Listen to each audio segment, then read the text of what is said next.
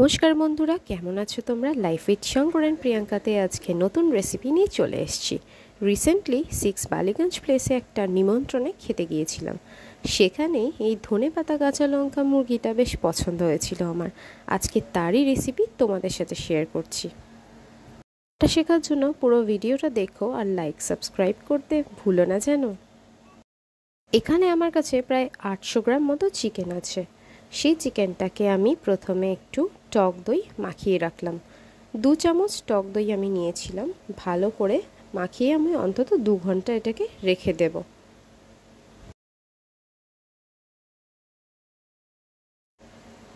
টক দইটা ভালো করে মাসাজ করে নেওয়ার পর আমার আসল মশলা তৈরি করার পালা। তো আসুন আমরা কিভাবে সেটা তৈরি করছি সেটাই নেক্সট স্টেপে দেখে নিচ্ছি। গরমের সিজন, কিন্তু ধনেপাতা পাওয়া যাবে অবশ্যই। তো আমি একটা বাঞ্চ ধনেপাতা পুরোটাই ব্লেন্ড করব। তার সঙ্গে কাঁচা লঙ্কা নেব, ঝাল যেরকম খেতে চান সেরকম, আর সামান্য একটু আদা আমি দিয়ে দেব। আদা, কাঁচা লঙ্কা, ধনেপাতা একসঙ্গে ব্লেন্ড করার আগে এতে আমি সামান্য গরম মশলাও অ্যাড করেছিলাম। তো গরম মশলার মধ্যে আমি কি দিয়েছিলাম সেটাও দেখাচ্ছি। আমি দিয়েছিলাম জায়ফল, একটু গোলমরিচ আর দারচিনি, আর বড় এলাচ দিয়েছিলাম। তো ব্লেন্ডটা ভালো করে স্মুথ পেস্ট তৈরি করে নিতে হবে।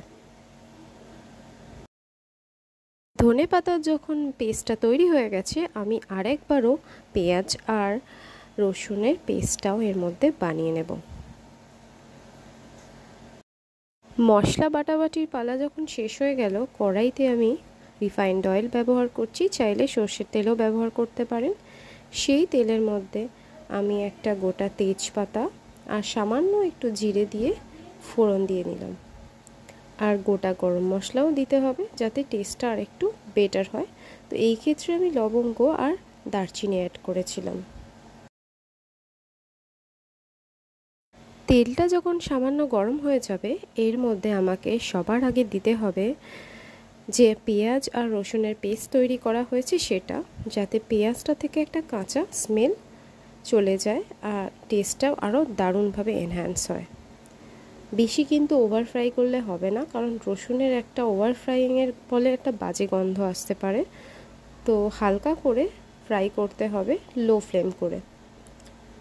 যখন এটা ফ্রাই হচ্ছে, আমার যে কাঁচা লঙ্কা আর ধনেপাতা পেস্ট ছিল আমি মাংসটার মধ্যেও সামান্য মাখিয়ে নিয়েছিলাম, মাখিয়ে আরও কিছুক্ষণ রেখে দিয়েছিলাম। মোটামুটি 20 মিনিট মতো রেখেছিলাম।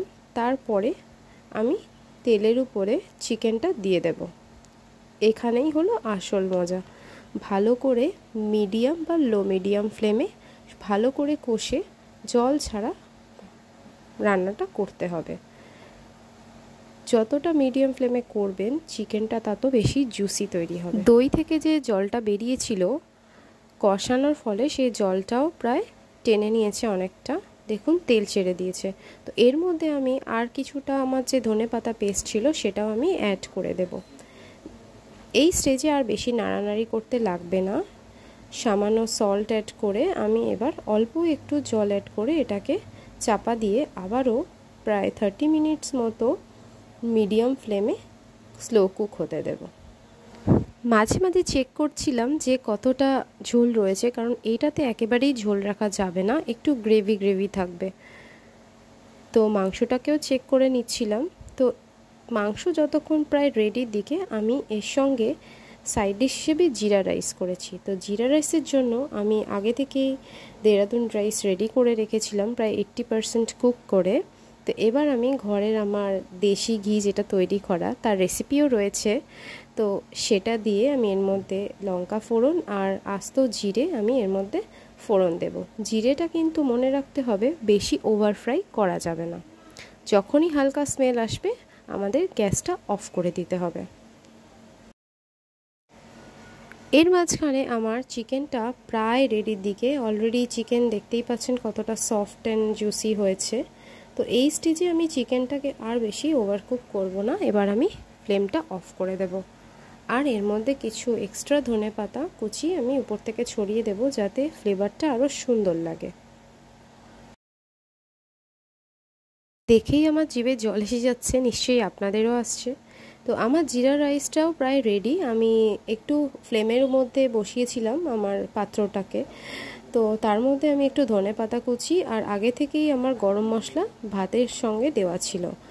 তো চিকেন রেডি, রাইসও রেডি, এবার কিন্তু খাবার পালা। রেসিপিটা কেমন লাগলো জানাতে ভুলো না, আর কোথা থেকে দেখছো সেটাও জানাতে ভুলো না।